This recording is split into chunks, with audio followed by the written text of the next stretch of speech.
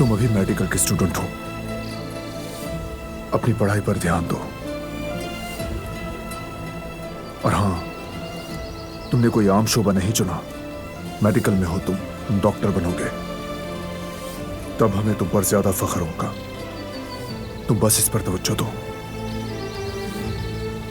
ये तुम्हारे लिए अहम है।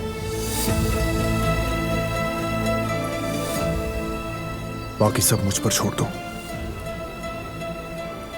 अपने आप को रिलैक्स करो और बिल्कुल फिक्र मत करो।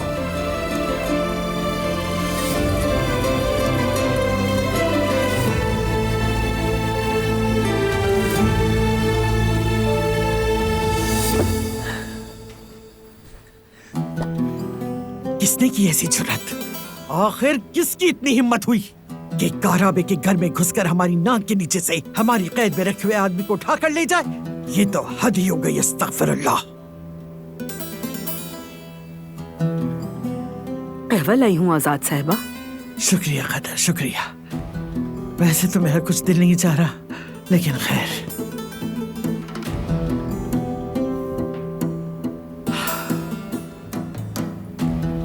आपने सही कहा बेगम साहिबा, ये बुरा वक्त भी एक न एक दिन गुजर जाएगा।